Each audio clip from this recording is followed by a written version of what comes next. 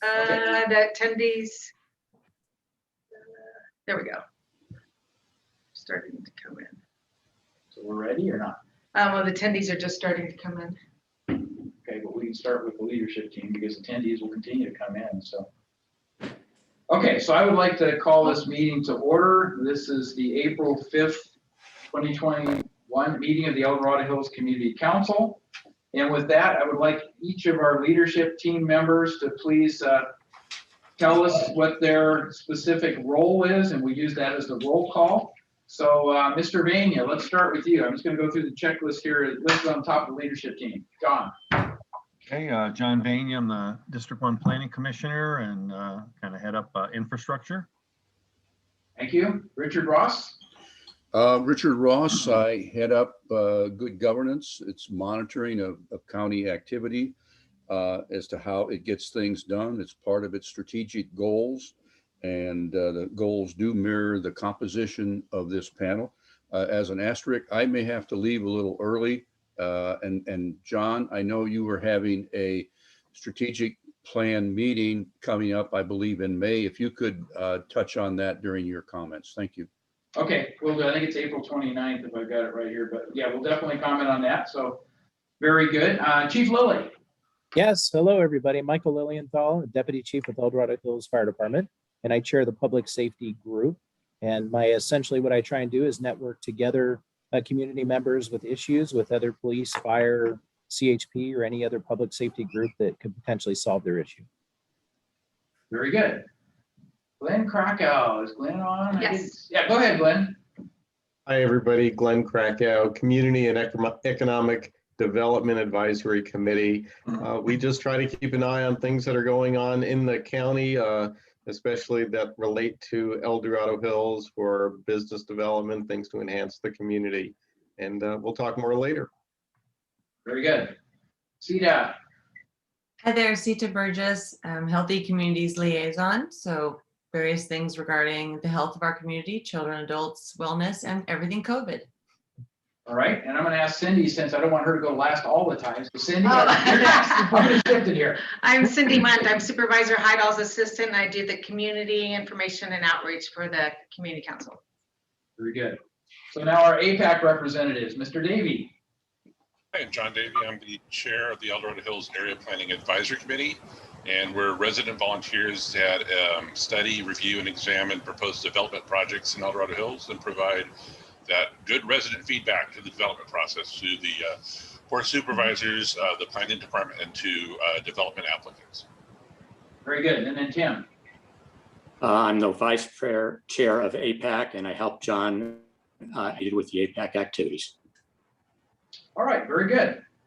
And the other thing we typically do is want to recognize any District 1 commissioners or committee members who are with us this evening, just to make sure that their participation, their volunteerism in supporting our county activities are recognized. So do we have anybody? Tita. Tita, would you please tell us which commission you're on and what your role is?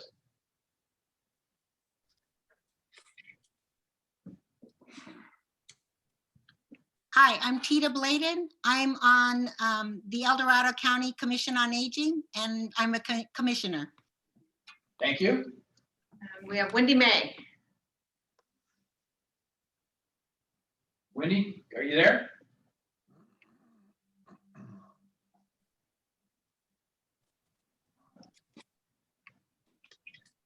There we go. Sorry, I didn't have the opportunity to unmute. Yes, I am one of the directors of our County Assessor Tax Appeals Board. Good evening, everyone.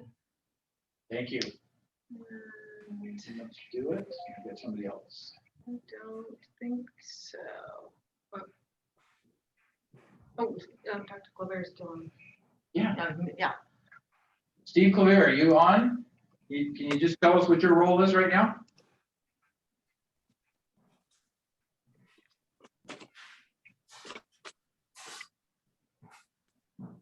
Can you hear me now?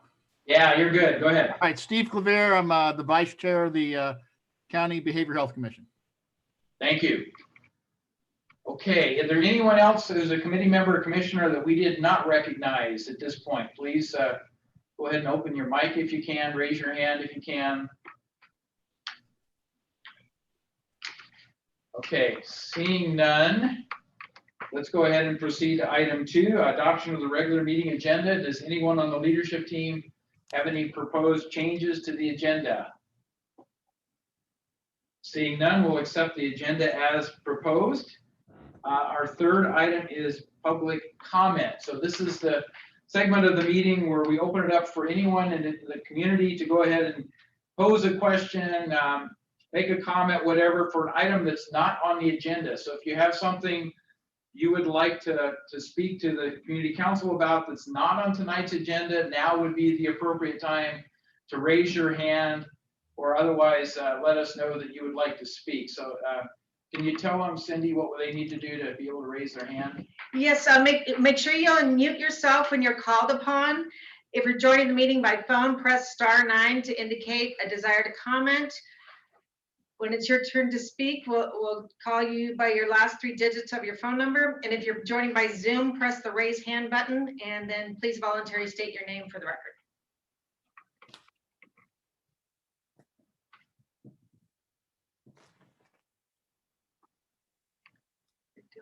See any hands? I don't either, so. All right. Joel isn't on? Yes, he is. He oftentimes has a comment or question, but okay, all right. So let's go ahead and move past the public comment section, and we're at section 4 then, item 4. Our guest speaker is Assemblyman Kiley with us. I don't see him popping up. I don't see him yet.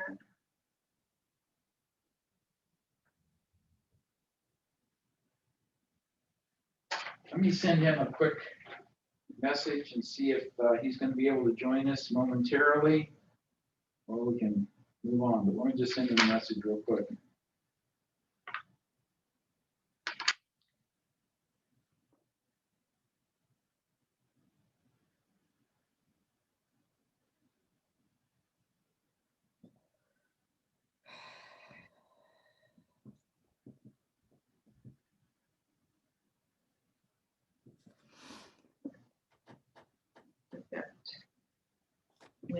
Assistant too. Yeah, although I'm not sure she's going to know his whereabouts, but she might.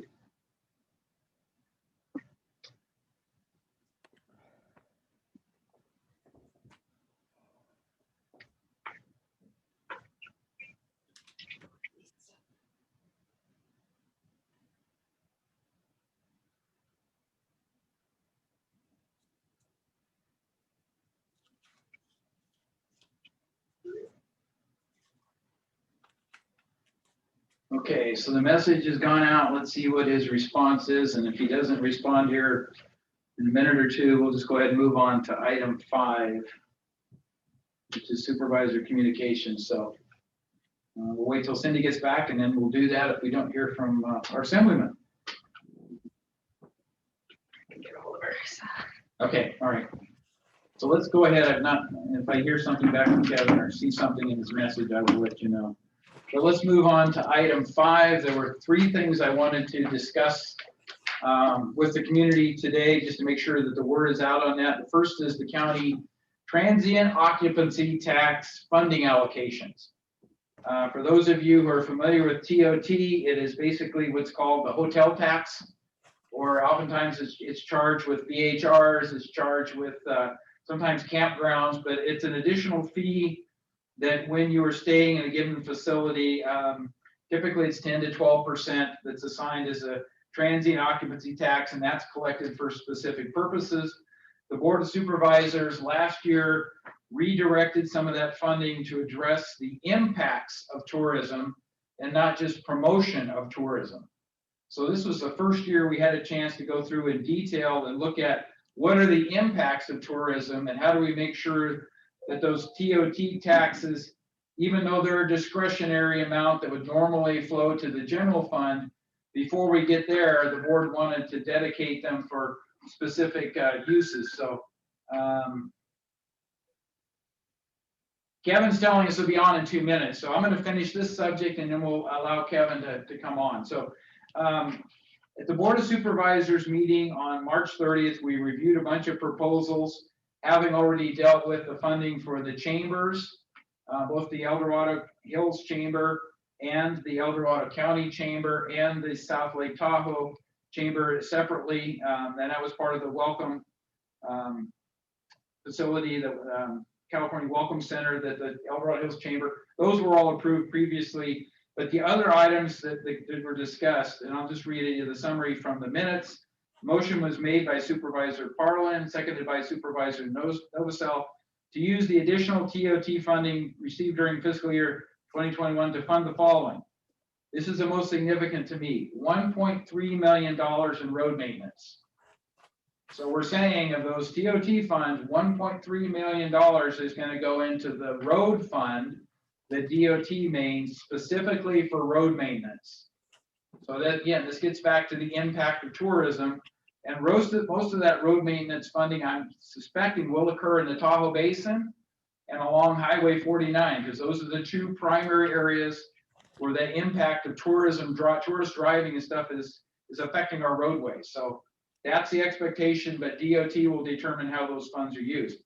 $500,000 or $500,000 for a new snowplow for snow removal equipment. That's something that's badly needed because our equipment is very much in disrepair up in the Tahoe Basin in particular. And we also do snow plowing out in the Georgetown area, anywhere that obviously there's a significant amount of snow on county roadways. The county's required to do that. So we're saying that that tourism part, because there is a lot of winter tourism coming to the Tahoe Basin in particular for skiing, et cetera, that the snowplow is justified as a purchased item under those TOT funds. $142,500 for code enforcement. This is an additional code enforcement officer and vehicle, and that again is primarily in Tahoe. That's one of the things that's been requested relative to the VHR situation, the vacation home rentals. And we have a discussion for our board tomorrow on vacation home rentals. But that's additional authorization of an individual and a vehicle to do enforcement in the Tahoe Basin primarily. Then there's $85,500 as an additional senior development tech, and there's explanations as to why that was necessary. $68,000 to the El Dorado Hills Fire for search and rescue due to 2020 impacts. So that's monies that goes to our El Dorado Hills Fire Department for their search and rescue activity. $5,800 to Georgetown Fire for rescue equipment. $222,000 to Lake Valley Fire District based upon their impacts. And this is for a special vehicle that will be able to go through the snow in a better manner than a normal vehicle, to be able to access vehicle accidents, emergency medical service needs, et cetera, for Lake Valley Fire. So that's a significant amount of money that adds to their funding to be able to provide that as a source of service. $350,000 Lake Valley Fire District request. This is a squad quick attack, and that's funding to be received after actual cost is determined. So it's both their service calls and their equipment. Any amount in excess of $500,000 or $5 million rather, using existing designated funds to fund, including $350,000 for staffing for the community planning, including rural centers. So a lot of changes there relative to how TOT revenues are distributed and used within the county. And like I said, this is the first time the board has gone through with this kind of detail and identified where those impacts are and how the money is distributed. So I wanted to make you aware of that.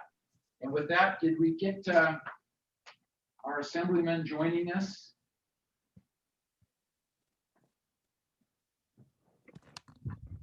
And I just got to note the $68,000 goes to El Dorado Hills Fire. It says El Dorado Hills Fire, but I don't, the more I think about it, that's a misnomer. I think it's El Dorado County Fire. It is county fund. And El Dorado Fire did not make. Have to change that. I just read from the minutes, but it's wrong in the minutes, so it wasn't recorded right, but it's El Dorado County Fire for their search and rescue. So thank you, Chief Lilly, for that. We'll get our clerk of the board to make that correction. Well, we could use it if they were thinking of sending it our way, John. Yeah, well, they said they weren't going to fund the boats, so. Supervisor Heidel, you mentioned Highway 49 using TOT money for a state highway. I didn't mention Highway 49 in here. I heard that. Maybe I misheard that. I heard one of the roads, you said I talked primarily. about the impacts from tourism.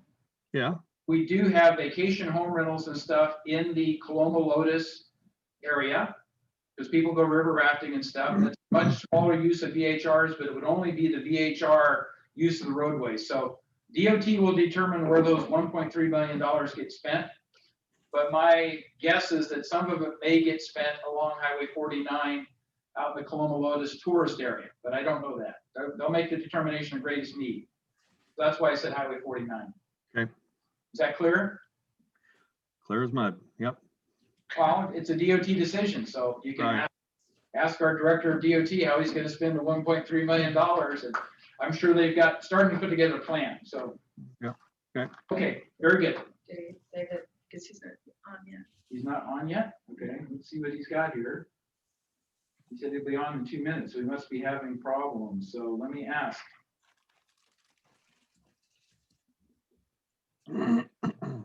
The fun with Zoom. Yeah.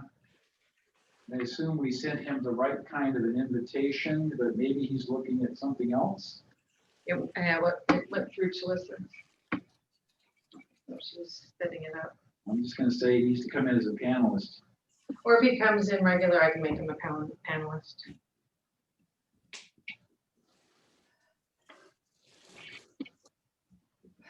I'm sure they do this all the time like we do.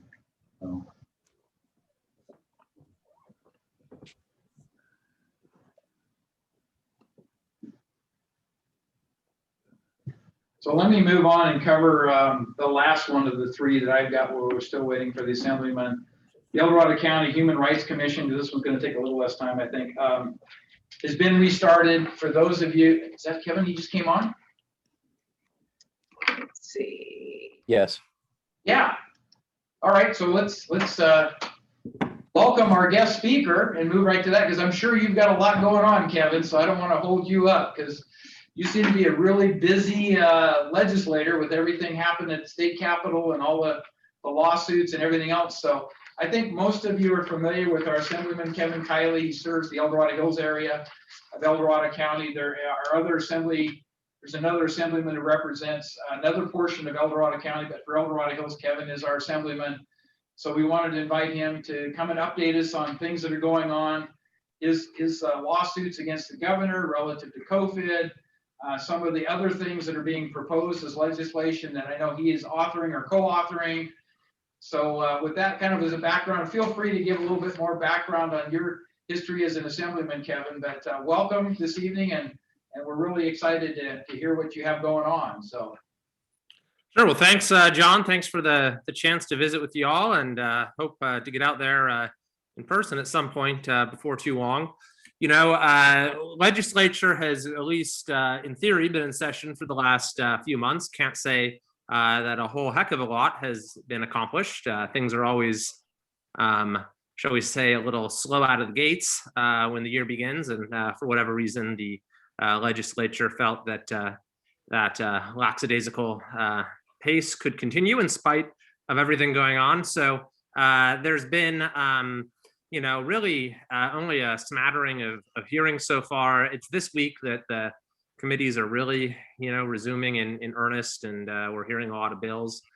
There hasn't been a whole lot voted on the floor, aside from a handful of budget trailer bills that came up about a month ago, and what I call a fake school reopening bill that didn't actually do anything to open schools other than put some money on the table for some districts.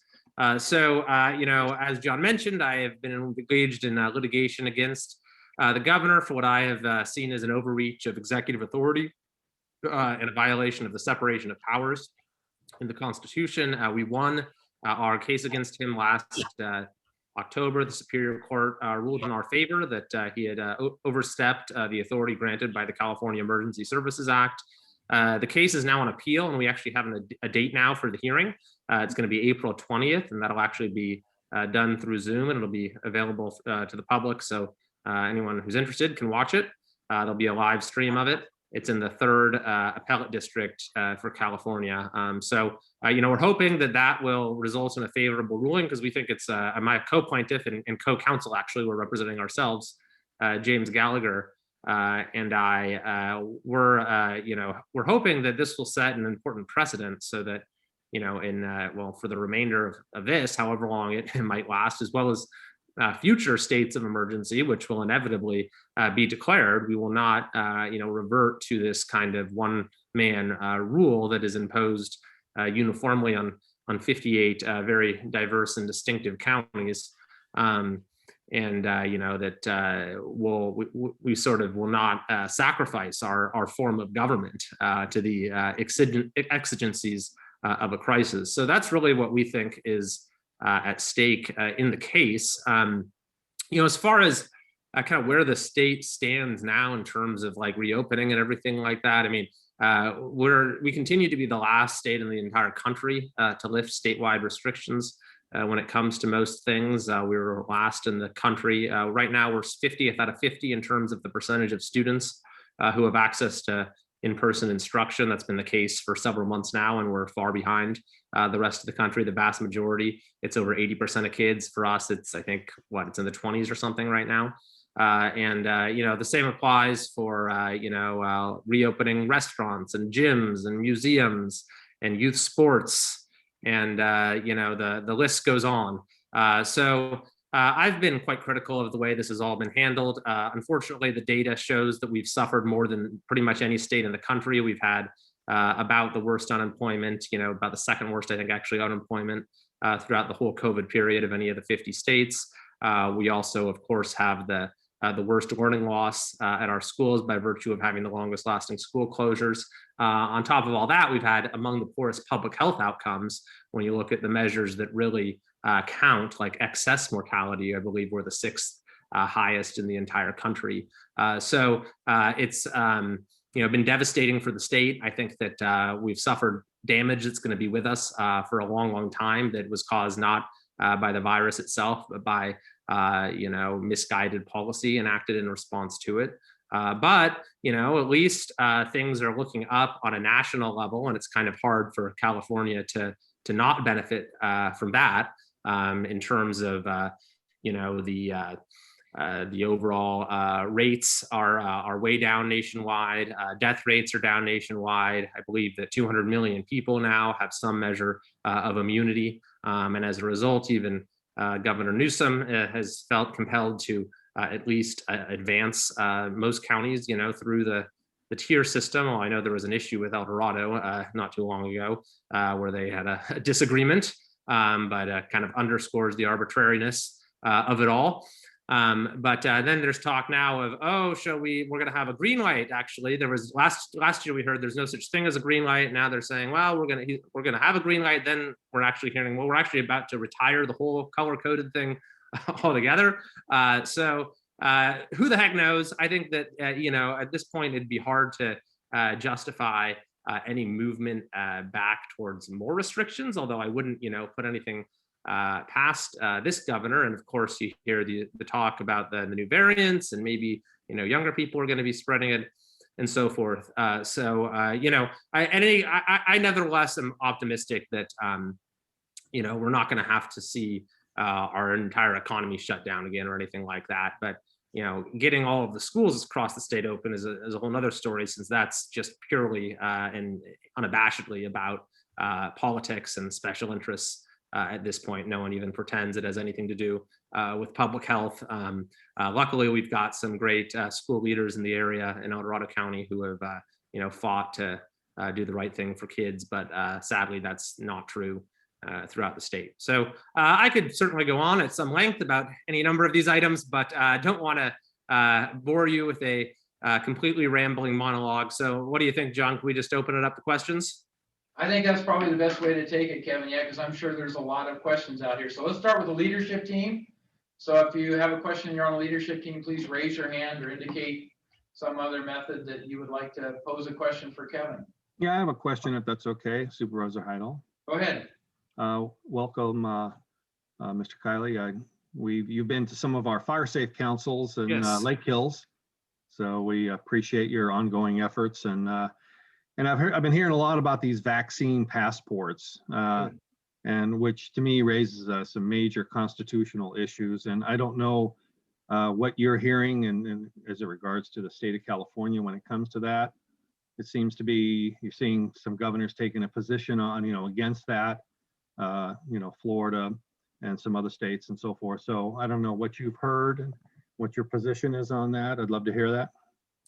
Well, my position is I'm adamantly opposed to it. I think it is a frightening idea that in order to sort of go about daily living, you need to provide any number of gatekeepers through some app controlled by big tech companies access to your personal health information. We know that once this concept gets any sort of a toehold, it'll inevitably be used for purposes other than COVID vaccination.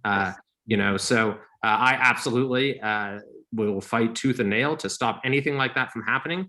So far, the administration has not really given too much of an indication one way or another, other than to say that in the latest guidelines, I think when you're in like the yellow tier or whatever color it is, you can have a higher capacity at public events if you require proof of testing or vaccination from all attendees. So when I saw that, that kind of raised my eyebrow a little bit, since that struck me as a step down that path. But I will say that the opposition to vaccine passports comes from a fairly broad and diverse coalition. For example, the ACLU has come out very strongly against them. I believe the WHO is not exactly gung-ho about them either. So, and then also, I think that people who, for example, advocate, trying to make sure as many people as possible get vaccinated, I think that vaccine passports might actually backfire because people are going to be less likely to want to do something if it's required by the government. And then, this buzzword of equity is also something that, always comes up. And some think that vaccine passports will actually have inequitable consequences, since it's in many underserved communities where vaccination rates might be lower. So it'll simply serve to create this caste system within society of the vaccinated and the unvaccinated. So, I don't know if I've gotten my point across that I don't like the idea, but that's where I think things are. Thank you. And one follow-up question. I swung by your office a few weeks ago. I'm hoping, I don't know if you have any timeline when your office will be open back up in it is open, yeah. Great. The Assembly has barred us from opening our offices for much of this time, and which has been unbelievably frustrating. Since it's like we have this, there's like no risk whatsoever. And so they've, forbidden us from having them open, but the office is now open. I think our limit is 2 people can be there at a time. So if we wanted to come visit, we should call ahead? Well, if you want to talk to me, yeah, you should call ahead. I mean, okay. That's, you can always drop by if you want, but it's better to call ahead. Okay, I'll do that. Okay, well, thank you for joining us and appreciate all your efforts. Yeah, you bet. So Assemblyman, I have a spin off of that. Do you see the probability that by a national executive order that the president could start imposing this kind of a restriction in terms of the passport thing? Is that within the realm of possibility? Would the state have the ability to basically say not required within our state and go in opposition to that? If you're moving from, traveling from Sacramento to Southern California, that wouldn't be applicable, but across interstate, it might be. Do you see the federal government having the ability to do that by executive order or something of that type?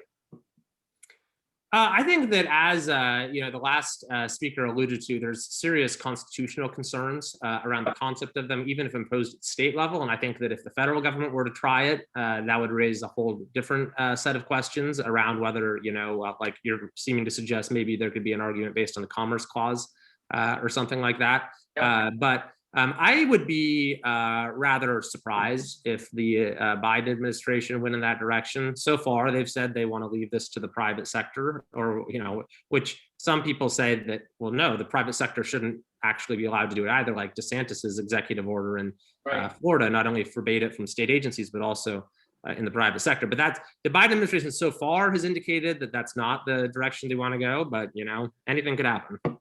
Okay, fair enough. So other questions from leadership team members? Sita. Hi, Assemblyman Kylie. Thank you for being here. I just wanted to ask you if you've seen, considering how science has evolved and we're seeing those who are most at risk, and we have variants kind of popping up now, and there's some concerns there. Are you seeing any doors opening for, like I know you just suggested that the tiers that they might be adjusted or they might get rid of them altogether, but do you see any bipartisanship at the state level where the minority of the Republican group might be more involved in some of that and try to find a more science-based framework? I wish. I mean, the legislature has just been more than happy to, kick the whole thing to the governor, or maybe that's not the right way to put it. Maybe they're just afraid to challenge the governor or hesitant to do so, or whatever the case may be. The legislature has never had any interest in doing anything related to this, and actually asking for the evidence, as you say. Sounds like Congress. What's that? It sounds like Congress. Well, yeah, but I mean, other states the legislatures have been more involved. They've had like COVID oversight committees and that sort of thing. But it kind of underscores the lack of, I'll say, institutional capacity on the part of our legislature, where it's kind of designed as a vehicle simply to deliver, rewards to special interest groups. And so taking on a sort of novel set of challenges like we have over this last year is something that the body just isn't cut out for. And frankly, the one-man rule that Newsom has imposed has been a boon for many interest groups, because they don't have to sort of wrangle with 120 individual legislators. They can just go straight to Gavin Newsom and tell him what they want, and then boom, it's done. So the sort of autocratic model has served the interest groups at the Capitol quite well in many respects. Can I ask just one follow-up question? You mentioned the school reopening and that package that came before. Can you just give a brief update of where we're at now in terms of opening and what we might be looking at in fall for parents and students? Well, that's a good question, because there's no guarantee at all that a lot of these districts. I mean, what district did you have kids? Where do they go to school? My stepsons are in Folsom. They're in Folsom. Okay, so Folsom Cordova was finally just able to open, I believe, 4 days a week. Folsom Cordova is an interesting case because they have been wanting to open, but the state has been holding them back. They've said you cannot open if you're in the so-called purple tier, even though if you were, let's say, in purple and then you were in red and you open, then you're back in purple, you can keep the schools open. But if you're, just in purple and you stay in purple, you can't open in purple. It's just the nuttiest thing. And so, Folsom Cordova even asked the state for a waiver, which was never actually granted. So it's just, it's just in the last couple of weeks, it's truly remarkable that as in many other states, Oregon, for example, and Washington, other states on the West Coast, their governor has actually mandated that every school open. Governor Newsom has not only declined to mandate that every school open, but was actively keeping schools like Folsom Cordova closed, even though they wanted to open. So I didn't really answer your question. As an update, I mean, some of the powerful unions are milking this for absolutely all that it's worth. And now they're saying we're not going to come back unless we get free childcare, and this has been the game plan all along, is they want to get everything shut down and then, use that as enormous leverage to extract as much everything they've ever wanted. And so, I mean, some of these districts, they're already talking about the fall. Maybe we'll do hybrid in the fall. Maybe we'll do, So, I mean, I think that I will certainly do everything I can to make sure that it is not legal for any district in the state to remain anything other than in person 5 days a week, full time in the fall. Thank you. Hey, Tim. Yeah, I want to ask a COVID non-lawsuit question. Can you tell me what's happening in the legislature this year with respect to fire insurance? As you know, here in the foothills, people are finding it very difficult either to get insurance other than through the Cal Fair plan, and you get insurance, it can often be $400, $500, $600 a month, which makes it hard for them to stay in the house if they're on a fixed income. So do you think there's any plans in the legislature to somehow reduce the cost of fire insurance and make it affordable for foothill people living in the foothills?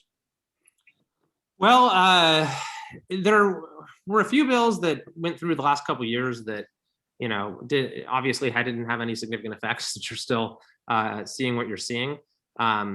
I, to be honest with you, am not on the committees that deal with those issues, so I am not fully up to speed on what's been introduced. I can tell you that I introduced legislation last year that would have given you, tax relief up to the amount that you had to pay in increased premiums, but that went nowhere. So I think that,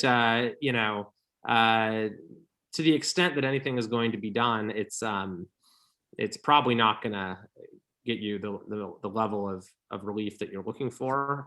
But if you have thoughts on, something that would be helpful, please let me know, because I know it continues to be an enormous issue, not only in El Dorado County, but in parts of Placer as well. And it sort of fell off the radar last year with everything else going on. Thank you. Other questions from the leadership team? Anybody? Yeah, I've got one more follow-up. So Richard, Richard, and then back to you, John. Hey, Richard. Assemblyman, given how you presented this so far, are there any areas of potential bipartisan cooperation in the legislature this year? Yeah, I mean, I actually don't think that the problems with our legislature are particularly partisan. I mean, there's 61 Democrats and 19 Republicans. The Assembly, a similar mix. In the Senate, I mean, the problem for the last year is that we haven't really had a legislature. I mean, most of the important decisions have been made by a single person.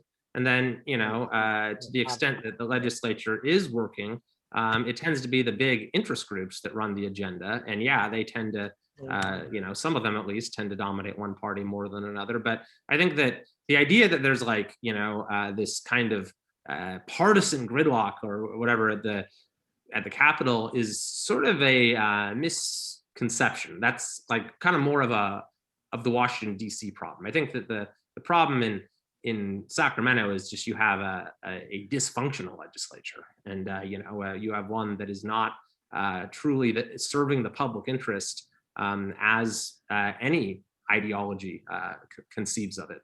When you look at what's happened with the school shutdown issue, for example, I mean, there's just no way that anyone of either party could think that it's a good idea not to have schools going on right now. But we have a legislature that's the governor that have refused to do anything about it. So I don't know if maybe I can try to answer that in a better way by saying, is there a chance that the legislature could start doing its job better, or the governor could start to govern in the public interest? Well, as you might be aware, there's a movement afoot to oust the governor through the instrument of direct democracy. And so I think that, sometimes when the voice of the people is heard in a loud and clear way, that's probably the most powerful antidote to corruption and, a sort of entrenched political class. So we'll see here in the ensuing months whether that has any meaningful impact.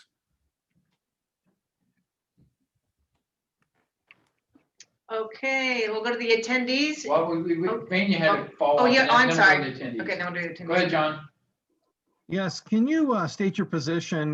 We've been seeing more and more intrusions of things like critical race theory and implicit bias in the schools and in our government agencies throughout, local government all the way up to the state government, and what your position was and what advice you might give us to engage our political leaders and our school boards and so forth when it comes to issues like that. Yeah, well, it's a timely question, because the Education Committee is hearing the bill to mandate ethnic studies, which is largely based on critical race theory, this Wednesday. And my position is I am 100% against it because, well, let me just tell you some of the comments that were made when the first draft of this thing was proposed. The California Legislative Jewish Caucus, which is 11 legislators, all Democrats, incidentally, they wrote a letter saying that it echoed the propaganda of Nazi Germany. And so that was actually the first draft of the thing that we're now going to require every high school student in the state to learn. I think that Governor DeSantis in Florida put it well when he said, I'm not going to spend 1 cent of taxpayer dollars to teach kids to hate each other and to hate America. That seems to be the the whole point of these curricula, and it's very thinly veiled political propaganda. You know, when you look at some of the viewpoints that are forced upon students, it's the exact opposite of critical thinking. So I am very much against it. Okay, thank you. Mm-hmm. Okay, I think we're going to open it up now to other attendees. So if you're another attendee, please tell them how to open up their line if they're on the phone, or raise your hand if you're on Zoom. If you're on the phone, press *9 and we'll call you by the last 3 digits of your phone number. And if you're here by Zoom, just press the raise hand button. Okay. Let's see the hand up. Let's see who it is.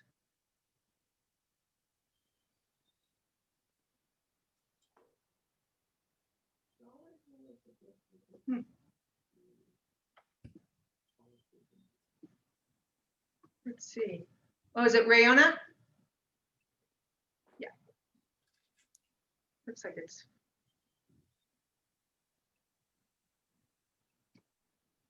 Rayona? Yes, can you hear me? Yes. Yes, you're there now. Thanks. Okay, great. Mr. Kiley, thanks for joining us. Do you have a belief system about whether California was founded on the basis of genocide of the indigenous people? I cannot say I have a belief system that aligns with that statement necessarily, no. Okay, what about just genocide of the indigenous people in America? I mean, that's a pretty broad statement. I don't really know what to make of it. Well, I'm curious about your comment about what's being put in the curriculum. I haven't seen it, but I don't think you can deny, well, you certainly can deny, but I don't think it's accurate to deny that the indigenous people of this geography, across the entire country, but certainly California, was founded in genocide. I mean, you know, hundreds of thousands of Native Americans were killed, infected with smallpox, et cetera, et cetera. And yeah, well, I think that, you know, you're correct that any history course needs to be, you know, complete in terms of what our history has entailed, and that, you know, the good and the bad. And so I think that absolutely any course on American history needs to cover, you know, some of those incidents to give a full idea to students about what our history is, so that we can, you know, learn from the mistakes of the past, and for all the other reasons that we learn history in its entirety. But this idea of ethnic studies is something entirely different, you know, and I'd encourage you to actually take a look at the curriculum, because you had a lot of people from very diverse viewpoints who have raised serious alarms about how this, you know, actually in many cases amounts to sort of bigotry of a certain kind against particular groups. yeah, I certainly will do that, and I appreciate it. I just want to make sure our elected representatives are aware of our history and the dark side and underbelly of our history, so that we're not stepping over the top of that. So Sure. It sounds like you do believe that should be covered in our American history. Of course. I mean, we need to teach our history for what it is. And I don't think anyone would say that our country has been perfect by any stretch of the imagination.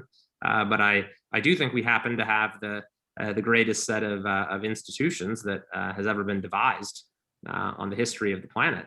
And so any curriculum that, you know, that tries to sort of make young people lack faith in our institutions and sort of, you know, see America as, you know, evil through and through is something that we need to reject. Okay. Second question has to do with something a little less intense. Youth softball for girls has received guidelines about the girls have to wear masks outside. And elementary kids already are at the lowest level of infection and transmission and all that stuff. I mean, you know, the numbers are just solid that way.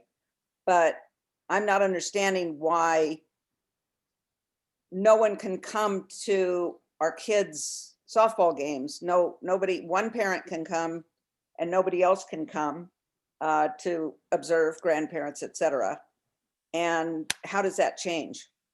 Well, you're right not to understand. I mean, it's completely outrageous. They say that you can have one parent per kid come to this softball game that's on this big field. I mean, meanwhile, we have, sporting, we have the Super Bowl going on, right? You have the packed stands, even indoors for March Madness. We have thousands of people watching, and you're saying that your grandkid's softball game, it's you or your husband, whatever the case may be. I mean, it's insane. I've seen pictures of parents having to stand outside of the gates by the field to be legally watching their kids. I actually wrote a letter to the governor on this particular point just because I thought it was so dumb, but I have not heard about that being changed. Although when they first rolled this out, I mean, they had to change it. They're first like, well, we're going to let football, but no cheerleaders. And then there was this outrage. They said, all right, fine, we'll allow the cheerleaders on the field, but we're still not going to only do one person. I mean, another one that I see is beach volleyball, which is a primarily girls sport.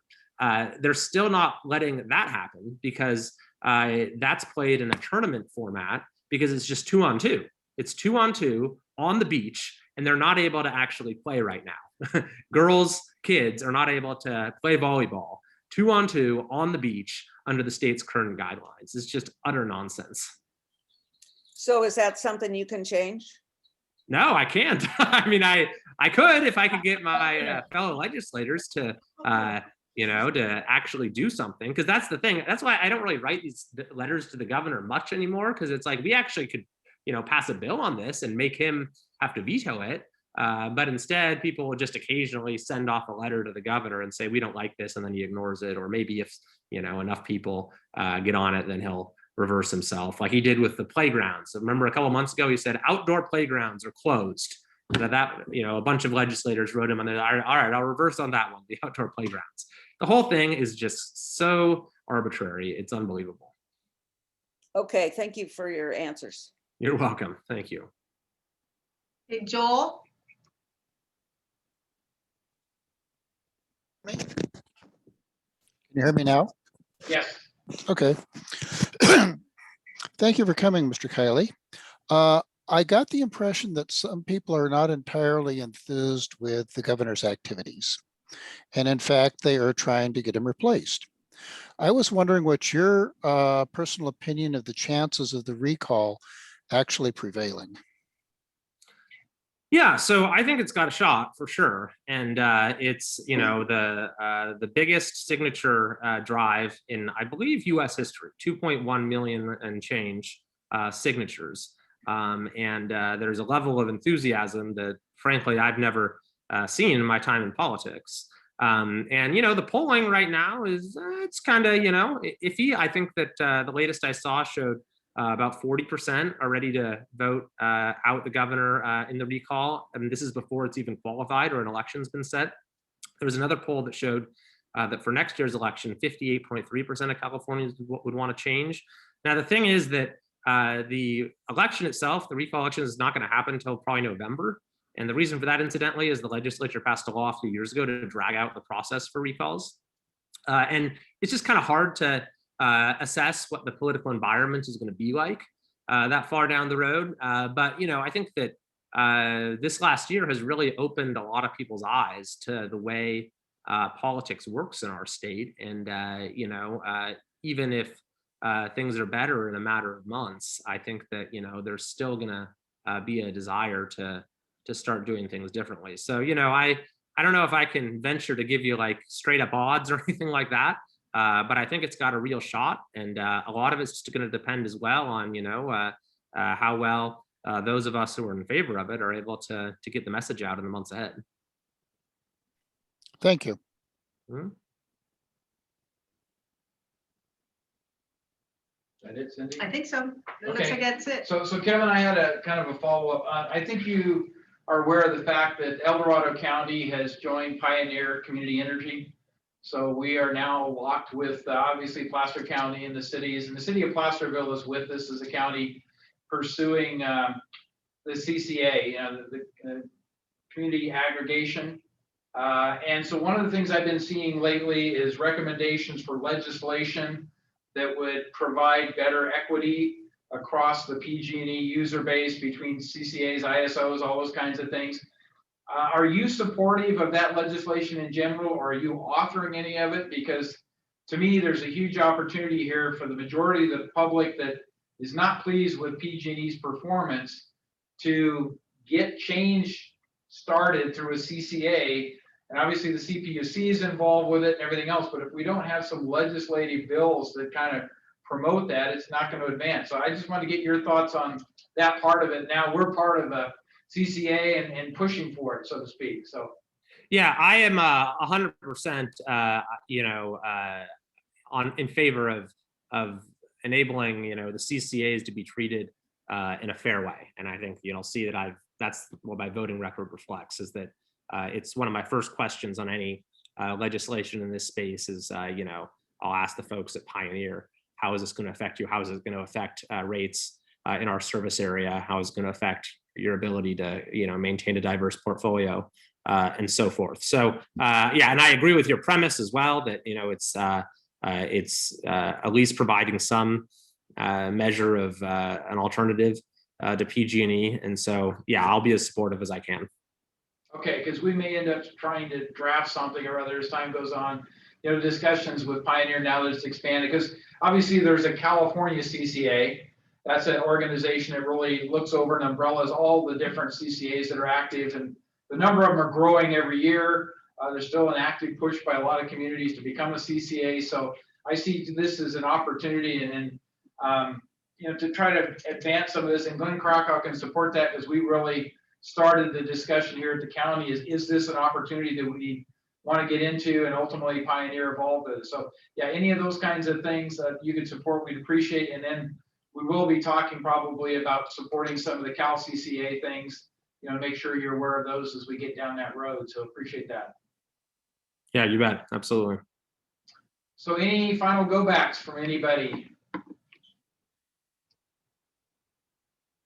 I think we've covered the bases. So thank you again, Assemblyman, for your time, and stay busy. I don't want you to get idle out there, right? All right, likewise. Thank you, Supervisor.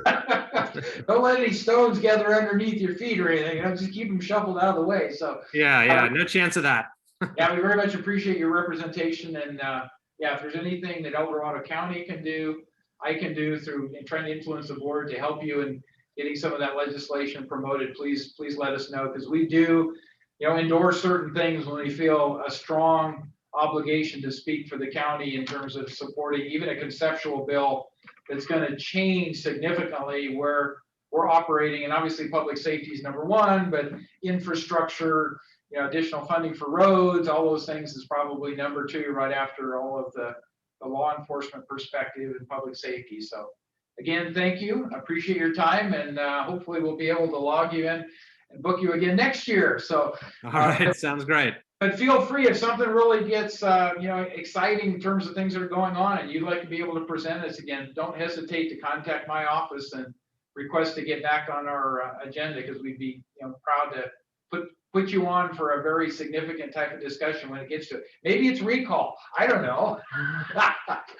All right, sounds good. I'll take you up on that. Appreciate your time. Thank you. All right. All right, take care. Yep.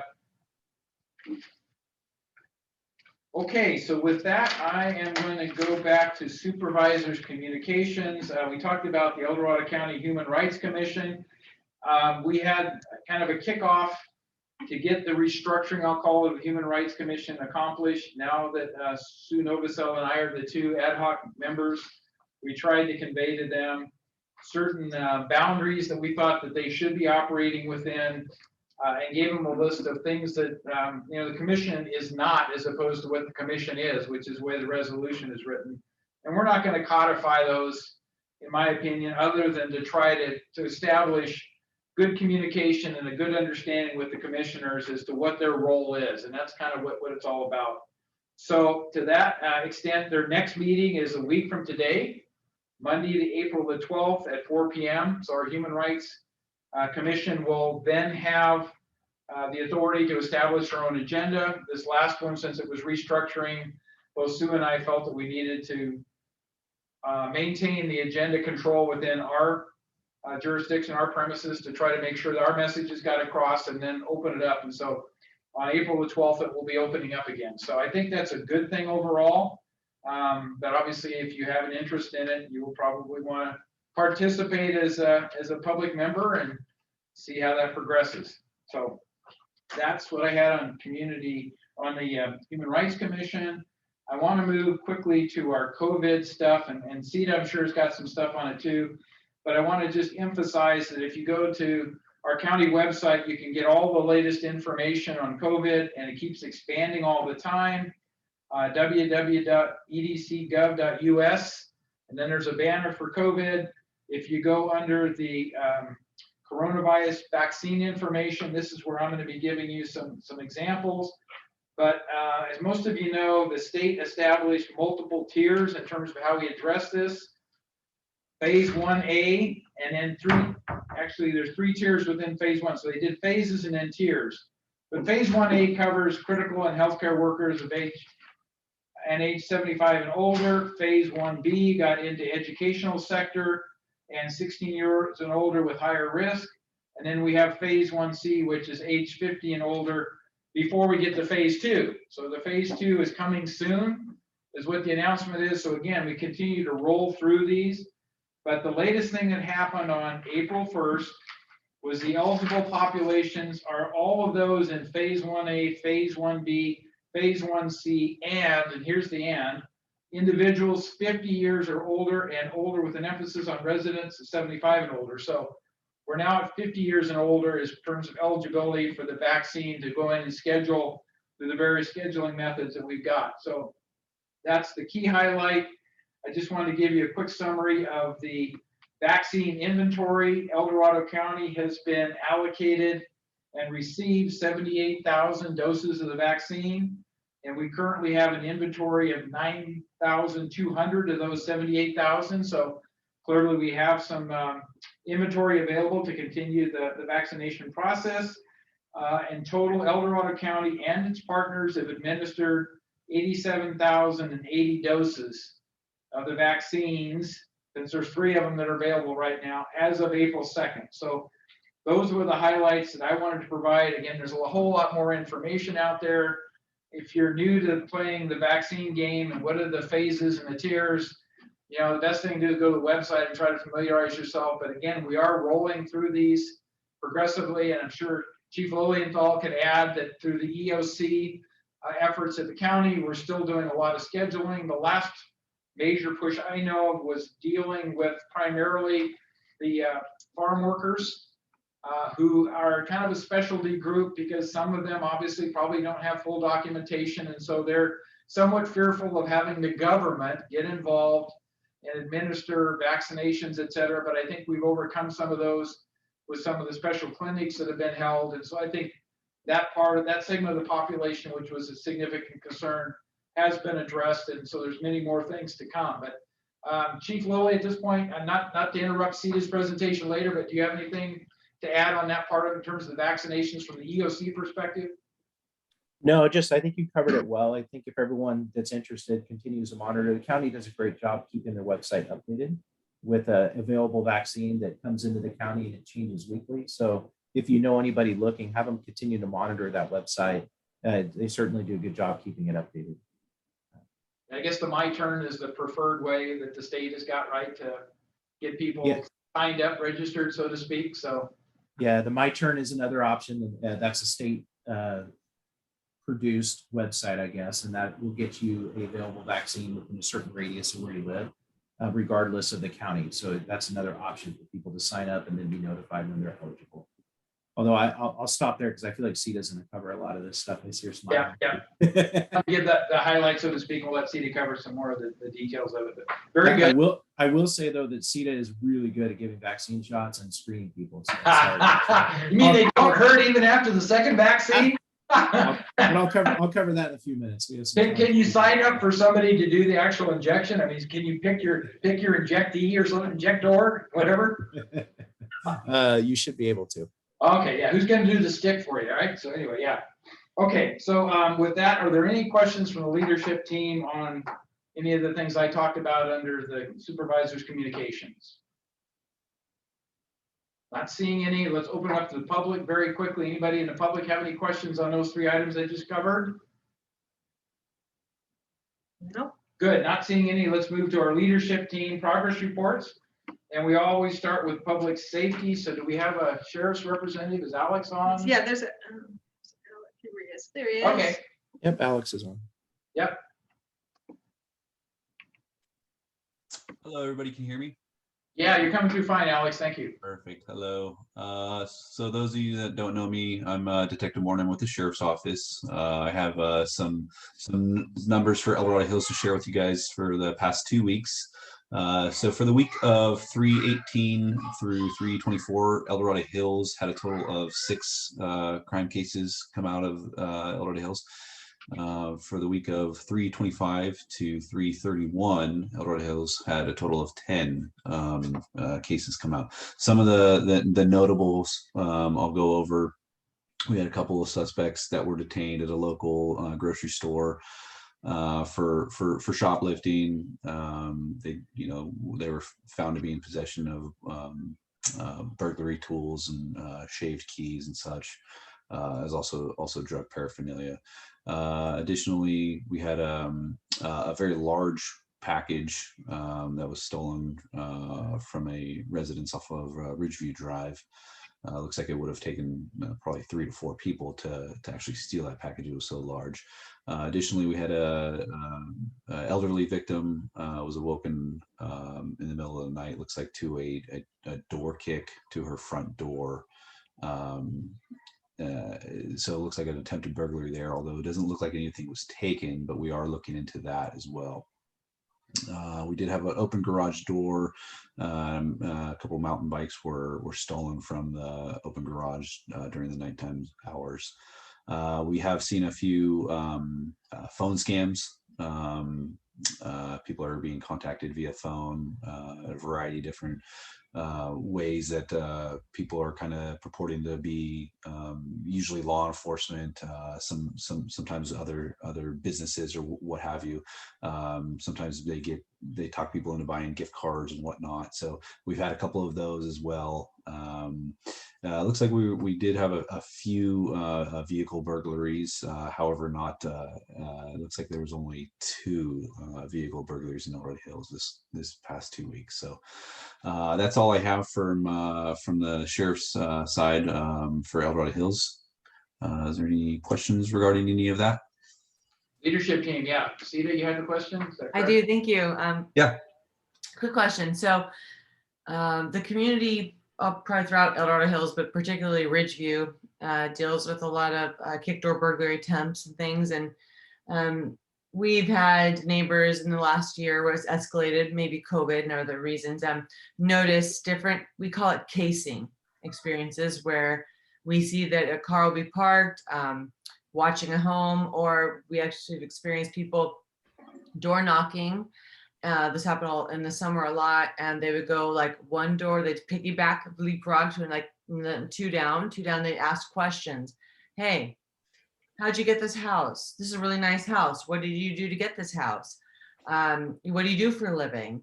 These kinds of a line of questioning. And what's alarming to me, what I wanted to ask you is that a technique that you're aware of? Is that something that's common? Should we be alerted to that because it's picking up again already? I just had a neighbor 2 days ago say that someone knocked and asked, this is a really nice house. How do you afford it? How did you get here? And they also were caught on the camera, spotting the security camera and noticing it. Yeah. Yeah, so I have heard of and seen that sort of casing technique where it's just blatantly out in the open, and they will go up and just like you explained, knock on a door and if sometimes if no one answers, then that might be their opportunity to actually break in and to do their burglary. If someone does answer, then they would generally, like you mentioned, make some sort of small talk or whatever. So yes, please be on the lookout for that sort of stuff. Let your neighbors know. You know, you can always call that stuff in, because, you know, ultimately, you know, we could always come out and although, you know, walking down the street and knocking on someone's door and asking them, you know, questions about the neighborhood or their house in particular, whatever, it not necessarily a crime. However, when I do these investigations, I often look back at our calls for service to see, okay, well, there's a burglary that happened on Ridgeway on this day. Let me look at the calls for service on that day, or you know, day before, day after, to see what vehicles were called in as suspicious, what individuals might have been called in as suspicious.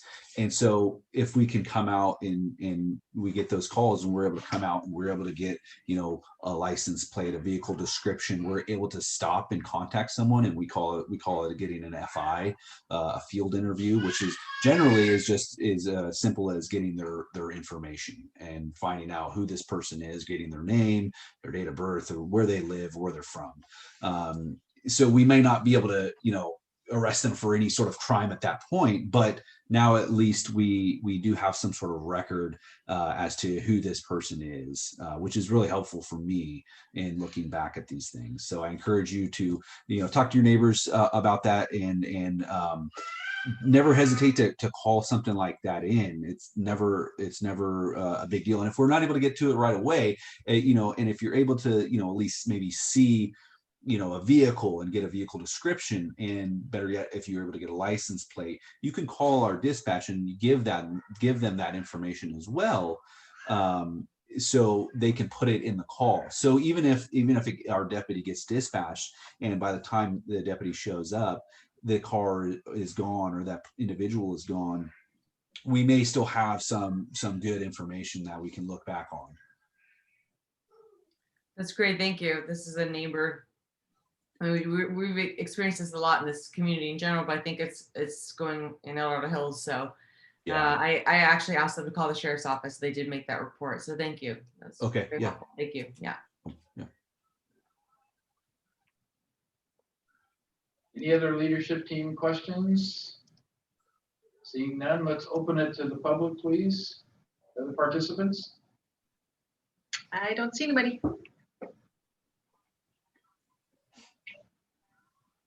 All right. Detective Morton, thank you for your time, and I appreciate it. So thank you. As always, it's a pleasure. Yeah, thank you for serving us so well. Let's move on to our CHP report. Officer Andrew Brown, is he on? I don't see him.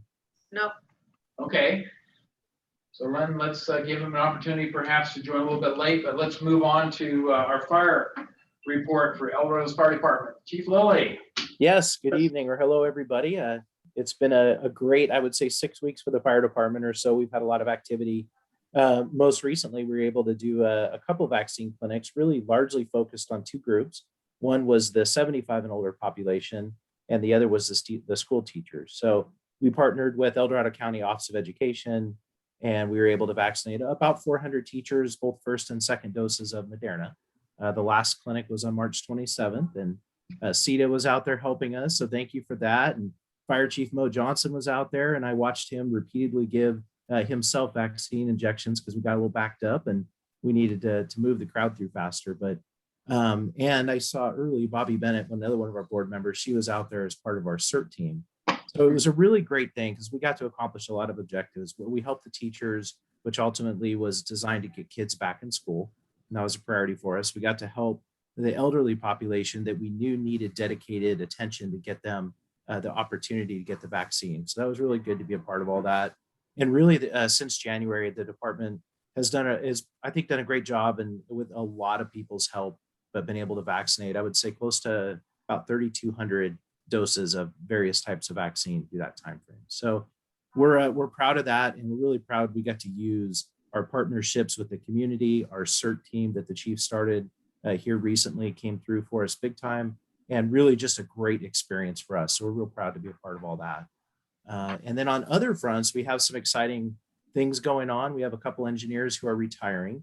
And whenever you have retirements, that means you have testing processes for promotion. You have opportunities for people in the organization to advance. So we have some great things going on as we celebrate some very experienced people who have put a lot of time into the community here as they move on to retirement. And then we also have the opportunity to hire new people and promote people. So those are all real good morale type issues or things for us to have in the department going on. So really a good, I would say a good few months going on for us. Everything's going well. Very good.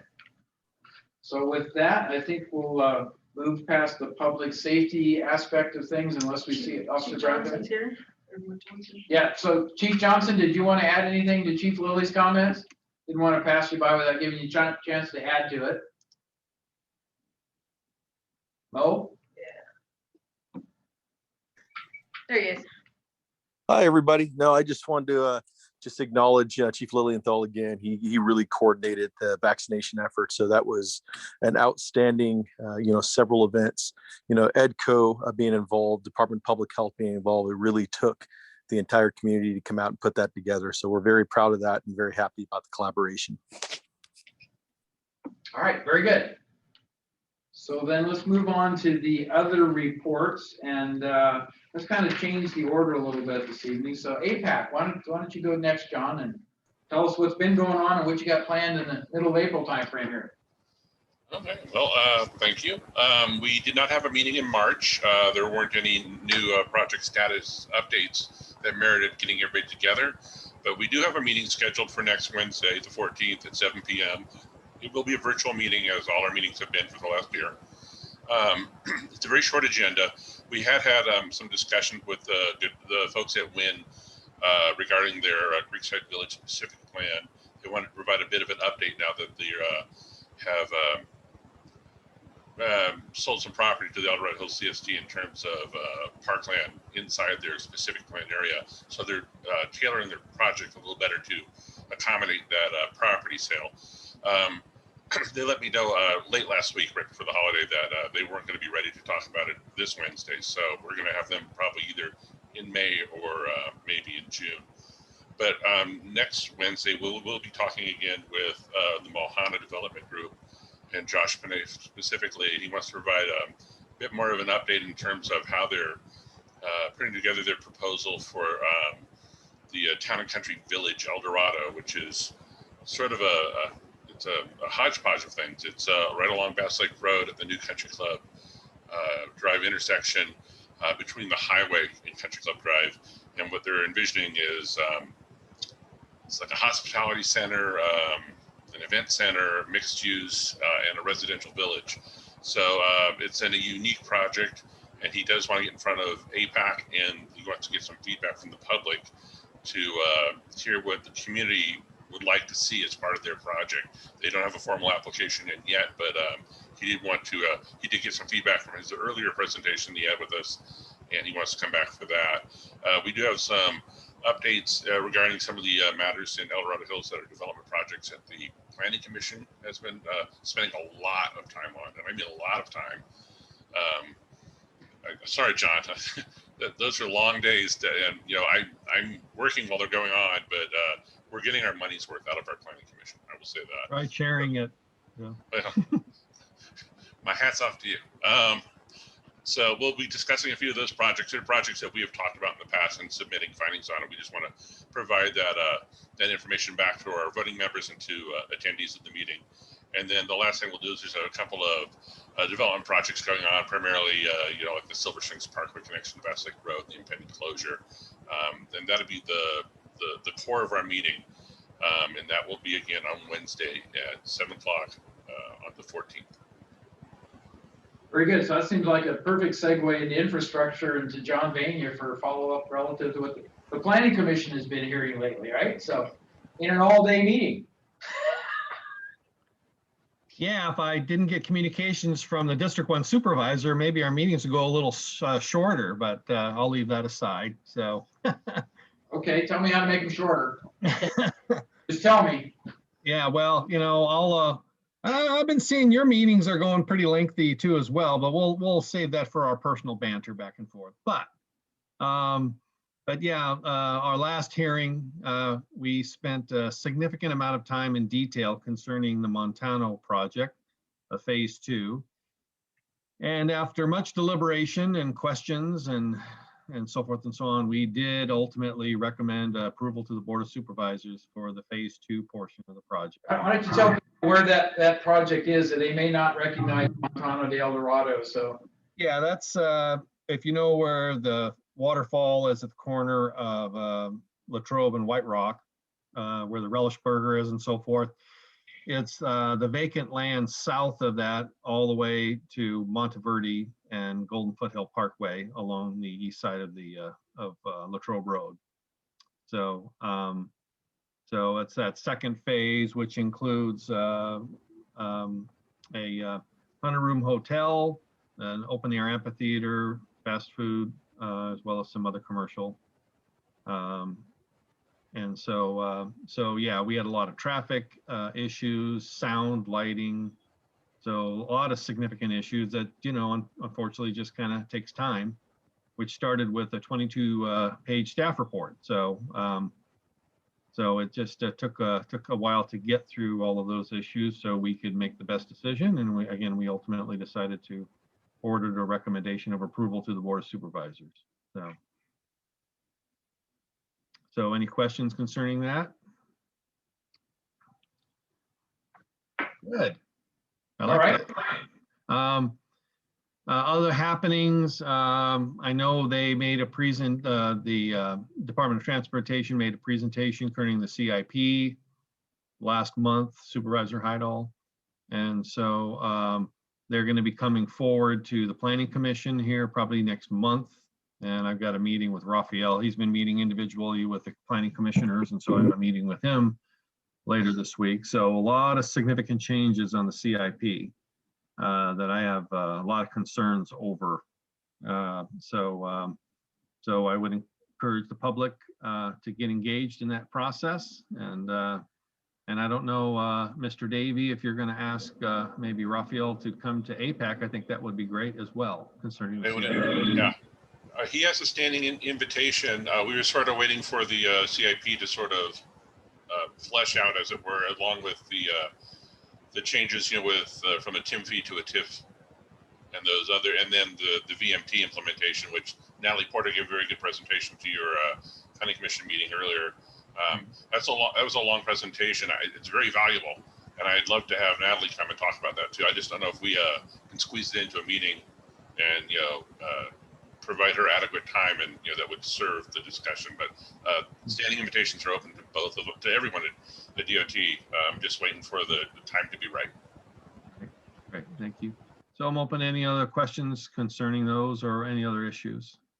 John, you want to talk about the changes out in Bass Lake Road with the detours and all that stuff? I keep feeding you that information because I know John Davies been involved with it. The John Vania is under the infrastructure report, because we are going to go for significant closure of roads and detours, and so it probably wouldn't hurt to provide people a heads up on it at this point if you have that information available. Yeah, you know, I just realized today that your stuff was going to my spam. You know, nothing personal against you, but but based on our conversations and so forth, you know, they're going to be opening up Silver Springs Parkway when they close the northern portion Bass Lake Road at the 90-degree turn just north of the Bass Lake. And so with doing that, you know, they're going to be diverting a lot of traffic out into the new route, which will be good. But then you're going to have some internal circulation issues and concerns about people going through John Davies subdivision. And so there are some concerns about, you know, people, you know, routing through the subdivision there and coming out on Madera. And what's the name of the other road, John, to the north of that? It's Magnolia Hills Drive. Magnolia Hills. So that will be the primary kind of pass through, so to speak, that the residents are concerned about looping through there, you know, for those folks that live north of Bass Lake Road at the where Silver Springs comes in. So I think that's going to be happening. That closure is going to be happening in a couple of weeks, Supervisor Heidel, I believe. Yeah, I believe it's somewhere around the middle of April, so it's coming fast. Next week. Next week. So Next Well, week. yeah, we were told it would be the 12th and that the electronic signs would go on and the press release would come out a week in advance, but there was nothing today and the signs aren't on. So, and as John had mentioned, the concern in the two neighborhoods of the Hills of El Dorado and Woodridge is that the neighborhoods do connect. You can bypass that closure from the 90-degree turn to Magnolia Hills Drive by cutting through the neighborhoods. And I talked to DOT last year about it when they awarded the contract. And we saw that the detour plans had signs that said, detour road closed, local residents only, or local traffic only. And so our concern was that, Safeway deliveries right now to the new Safeway store have been coming from the Safeway at Francisco at Bass Lake Road through the 90-degree turn, including fuel trucks. And so if they're not aware of the closure and they're not taking that new Silver Springs connection, that their only option once they get past Woodley is that they're going to have to cut through the neighborhoods. And even at Woodley, they would have to cut through the neighborhoods. So we wanted to make sure that maybe the county and DOT were keeping Safeway price, since they have 3 stores relatively close by. And Supervisor Heidel and I talked to the DOT director, and he had expected notices to go out, giving people more than a week notice. So I'm hoping that's going to be happening here soon. So yeah, a week from today is the 12th. So yeah, but we were expecting a press release to come out at least a week in advance. We'd encouraged larger notification period, and I'm not sure if that has had any impact or not, but clearly there will be some significant rerouting required for some people in that area.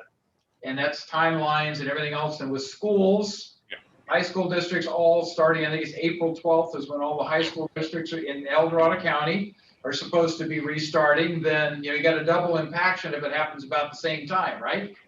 So a brand new driver, yeah. Yeah, a brand new driver doesn't quite know how to get there from here, but now the routing has been changed arbitrarily. I shouldn't say arbitrarily, by detours, right?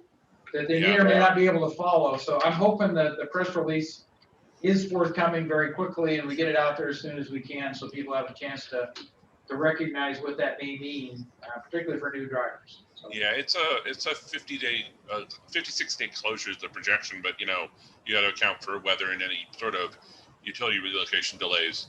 So we found that last year with the Country Club detours and the closures on Bass Lake Road. Then that we talked about being open at the end of July, and it was more like September, I think. So we'll see. So that's all I have, unless there's any other questions or comments. Okay. Thank you. Thank you. And why don't we move to CETA with our healthy communities then, and then we'll go back up towards the top of the list. So CETA, please. Okay, hello, hey. I'll keep it kind of brief. Let's see. So what Supervisor Heidel was saying, that those aged over 50 will be eligible, are eligible on April the 1st.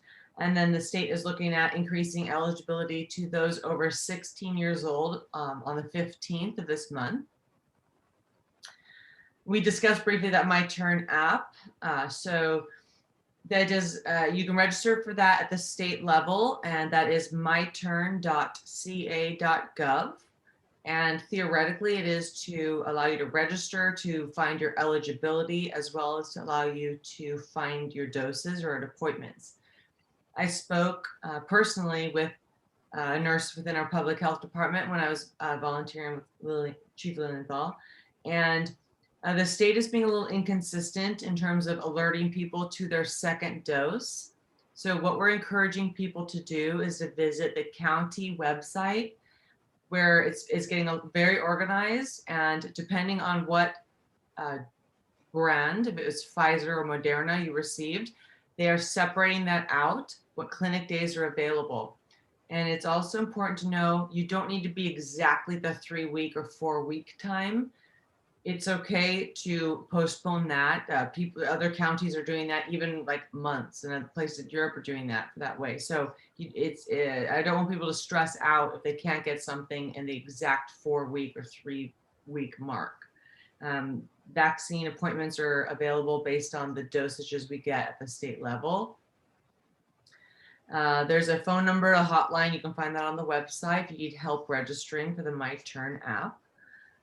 Also, Let's see. So as the clinic days, the next available appointment, if you have Pfizer, there are appointments available at Red Hawk Casino for April the 8th, and you can find that on the website.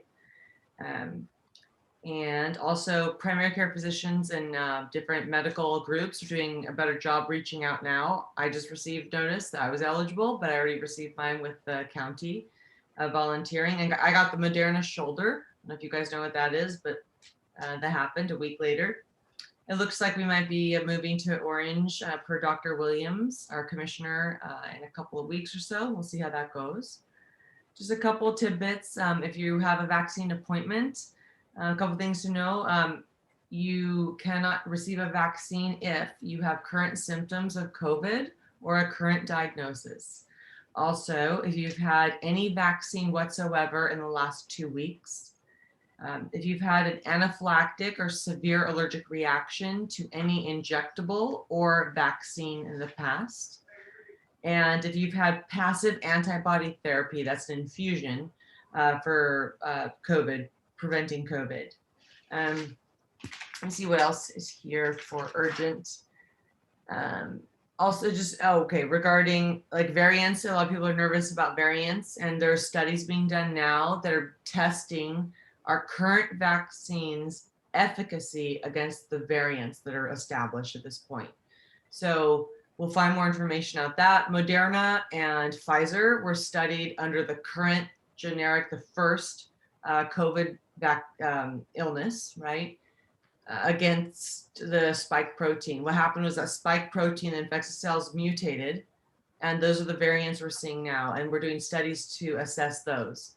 So we'll see if we need to develop a new vaccine in the future. And that's pretty much it for now. Okay, any questions for CETA relative to where we are with our COVID vaccinations and other related items? Yeah, I'll throw in one real quick. Is that you know, I had looked with my healthcare provider to see when I would be eligible because you know I'm in that 50 plus group. So I checked, and of course there was no availability. I checked. I had registered. The oddest thing was that Rite Aid, where I have a a customer loyalty thing. I'm not really a customer. I never go there. I just had it when the kids wanted ice cream after soccer. He sent me an email on Saturday and said, "Hey, we have shots in Cameron Park. Do you want?" Yeah.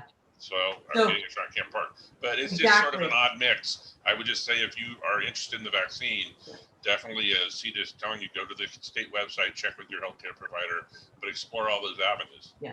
John, that's a great point. Thank you for saying that, because I've personally helped people do that access, whether it's Safeway, Walgreens, other counties, because different counties, it depends on their rules, will allow you to access a vaccine within their boundary.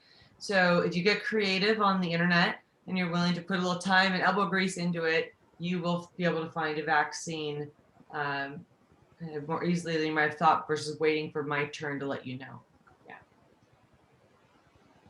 I thought you were going to say, John, you have to go out and buy ice cream. I was going to sign up for that. I mean, that sounds like a good duty. Okay, very good. Thank you, CETA. Any public questions for CETA? I'm not seeing anybody indicating anything. So, all right, then let's go back up to economic development, CEDAC report, and other things. Glenn. Okay, luckily I have more of an update than I have had recently, being we are now meeting monthly by Zoom. We are finalizing our work plan for 2021 to this week when we meet. A couple of highlights of things that we're doing. We're still kind of investigating to see if we can maybe help our fairgrounds with some of their short-term problems because they haven't had any revenue generating activities, as well as their long-term, a vision to see what maybe we can help the fairgrounds become. So we're still doing some research and gathering information, but that could be interesting. There's been some additional interest in continuing our Energy Alternatives Committee, which allowed us to do the community choice aggregation that the supervisor mentioned earlier.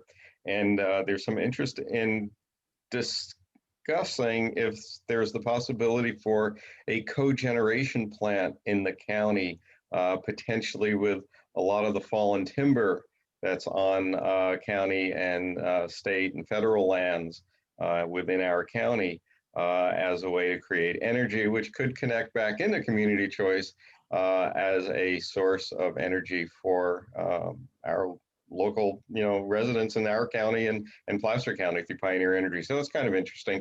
It'll be very long term, just gathering information.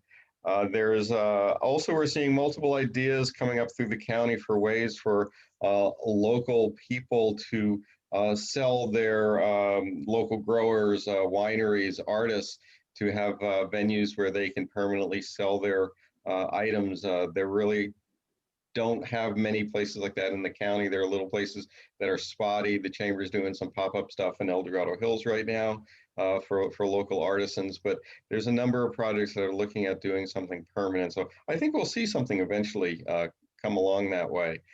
There's also been a little concern. There is a new Dollar General that went up in Cool. There's another one going up in Somerset.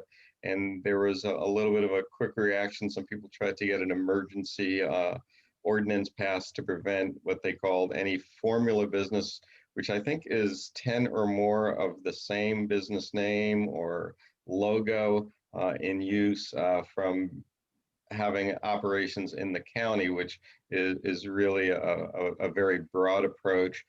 Dollar General's not always been the best community member, but there is a parcel of land that they were able to acquire that there's no reason for them not to build on. So they will probably go ahead, and on the underside, the local community, they wouldn't be building it there if they didn't think there was a need within the community for the products that they provide. So it's an interesting thing within the county. It's an interesting to see how people react. There's ways that communities can create these like design overlays and things like that has been going on within the county that I've learned now for many years, for decades, but we may see some progress on that. So communities can kind of have their own feel, their own historic feel if they want, especially if you go up the hill. And lastly, Supervisor Heidel, John, I don't know if you have any update on Costco. I keep hearing that they're relatively close, finalizing some of their construction figures, but that they're still very interested in moving forward. So that's the last little piece I have. John, I don't know if you can add to that piece on Costco, if you've heard anything. I've been told every week we expect it next week on Costco. It's been drug out for reasons I don't understand, but there's something going on there evidently. And I do understand that they were talking about doing their CEQA as a combined effort with the EDH 52. So at one point they were going to go that route, and then it sounded like Costco was just going to move out on their own, do their own separate CEQA analysis, and now it sounds like they're back into that we have to go together mode. So I don't know anything more than that. Maybe John Davey does. He probably went down to Costco in Folsom and got the latest. They didn't have any ice cream, so no. Oh, okay. They do have but ice I did cream. talk to Mike at from Costco, and just a quick update was that hey, they're reanalyzing their plan to try to contain their costs in terms of the last update we had was they were talking about some underground parking. Without revealing anything to me, he just sort of intimated that they have to really examine their costs. That internally they're looking at it, but they fully intend to present something soon. But they have not lost interest. No, they're still, if you're talking about an underground parking garage, in that rock, they're committed. I mean, they're going to propose something soon. So. Right, and I also heard that could be, too expensive, but they're still trying to figure it out. So I think it will happen. We just don't know when. And Mr. Davey, they do have triple berry ice cream there, so along with the pizza, so they do have ice cream. Let's check it out, Mr. Davey, check it out. They got ice cream. I'm a several decade member, so we'll have to go down. All right, very good. Thank you for that, Glenn. Any questions of Glenn relative to our community and economic development activities? Leadership team first. Not seeing any. Anybody in the public? Nope. Okay, so let's jump to Cindy's report, community information and outreach. Okay. Well, we do the make sure we do the daily COVID updates and also any kind of new vaccine updates. We always try to put those out. So when people are looking to what the latest is for the vaccines, so we try to keep them updated on that. We recently put out a comprehensive guide of online mental and emotional health resources for teenagers. Got a lot of people interested on that with the kids being shut down for so long. We put out information on the California rent relief program, and it's both for renters and for the landlords, because I know I have a friend that's a landlord, and she's having a hard time because she has to pay all her bills too. And I forwarded this information on to her because the landlords as well as renters can get some relief if they fill out the paperwork. And our El Dorado County Veterans Affairs Commission, they are putting together a mentors list for people who are willing to pass along their life experiences and their expertise to veterans that are enrolled in local community colleges. So our Veterans Affairs Commissioner, John Poimaru, is heading that up. And we just put out the PG&E's having an enhanced vegetation management and safety work they're doing in El Dorado County. It's not in El Dorado Hills, but possibly it could impact us later. We aren't sure, so we put out the maps of where that was happening in the county. And and we also put out our El Dorado County Community Action Council. If you can learn about community programs that serve the low-income families, and it shows how to improve their quality of life. So that group through the county has a lot of information if anybody is interested in that. So all that has been online at Nextdoor and Facebook accounts. Okay, thank you, Cindy. And I believe Chief Johnson has something he would like to add on the Costco discussion. He just texted me. So Mo, can you open your mic? Yeah, just the last conversation we had, Costco was roughly 2 months ago, maybe 3 months ago.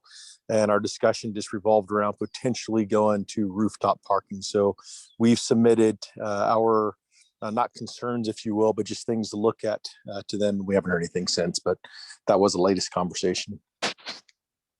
Yeah, that's a creative way to do it. Obviously got to have a ramp and everything else, but yeah, that would be certainly one thing they could structurally build into it. I'm sure the engineers could design it that way and you wouldn't have to do the excavation, but yeah, it just puts additional cost. And then you have the visual, the aesthetic part, I guess, when you go through CEQA. He thinks about seeing cars parked on the top of a roof, but whatever. Right. It also changes, where they put their photovoltaics, just the sheer weight load engineering, on the roof. How do you evacuate hail, water, those kinds of things? So those are the conversations we've been having with them. Got it. Okay. Well, at least it sounds like they're thinking through it and they're trying to come up with a solution given, they're trying to do cost containment, sounds like. So that's all good. Hopefully we'll get it done sooner rather than later, but we just have to wait until they make their announcement. So very good. So any questions of Cindy? I guess I got to jump past that. Any questions on our community outreach and communications? Leadership team, not seeing anybody in the public. Okay, no. So I wanted to pick up in Richard's absence, the good governance. We reported that we did have a good governance meeting back on January 11th to start out the year. And again, that was bringing the 2 new board members into that discussion. So they had better familiarity with what our strategic plan elements were, why we created the goals, some of the progress that was been made. And as a result of that, it was determined that there needed to be a follow-up meeting to try to look at additional protocols for things that we weren't able to fully discuss.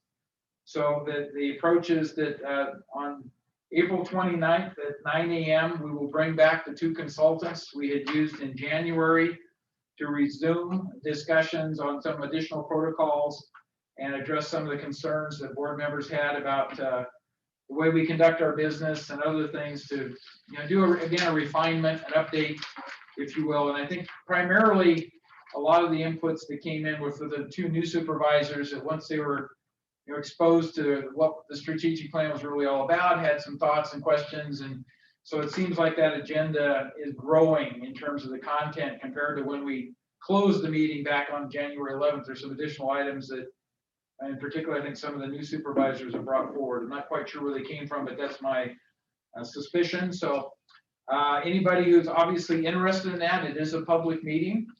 It's conducted on Zoom, so you're welcome to join us as an attendee on Zoom on the 29th if you choose, but it's a morning meeting at 9 a.m. So with that, any go backs from anybody on the leadership team, anything that you want to put back out there that we may have skipped over? I want to just ask the question, Supervisor Heidel, you know, with things starting to open up, has everybody given some thought about when we might actually start meeting in person again in the future with the these hearings, these meetings? Cindy's actually started pursuing that. We haven't been idle. And I have to make a phone call and talk to the CSD about some of the things they've been discussing that I don't quite understand. So we've been using the CSD facility. That may or may not be available. So we've got to kind of work through that. And if that's not available, then we have to look at alternative locations such as the fire departments, meeting room, or perhaps the county-owned old fire station 85's location on Lassen Lane, since that's the front end of the building is run by the CSD, but county has use of it. Maybe we need to reconsider that, but we are looking at the opportunity to get back and probably do a hybrid where we could meet with some group of people, some limited number, right?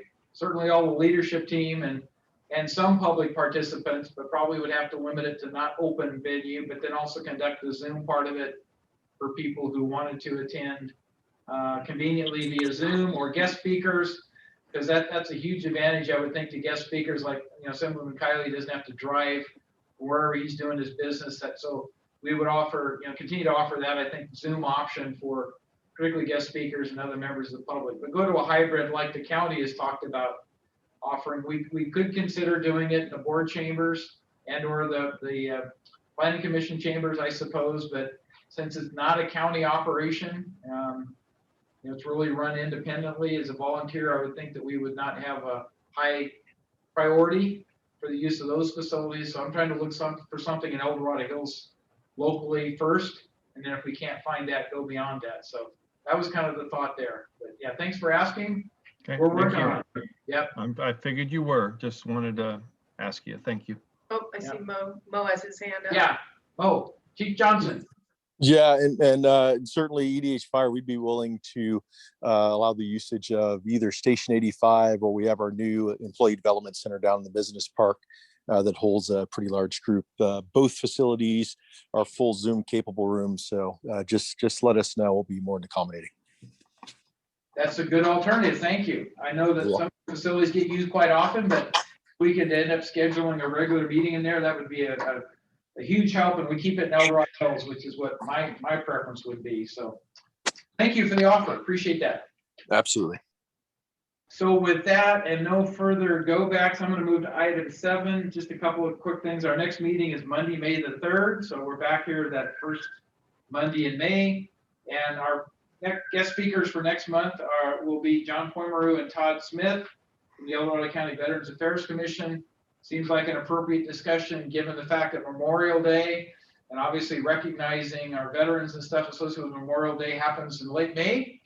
So having them on in the early part of May, I think would be informative from that perspective. But they also want to share with the community a lot of the things they're doing with the funding that they receive from the county. So one of the things we talked about, TOT funding. The Veterans Affairs Commission continues to get TOT funding. That's kind of the first cut that was already approved before the items that I mentioned tonight.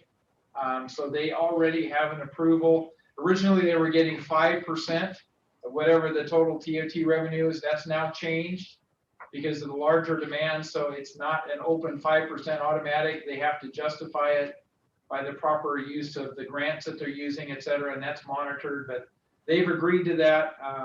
And so that transition is really freeing up some additional money for other impacts from tourism, et cetera, instead of going to the TOT as a dedicated 5%. So the Veterans Affairs Commission is a dedicated 5%.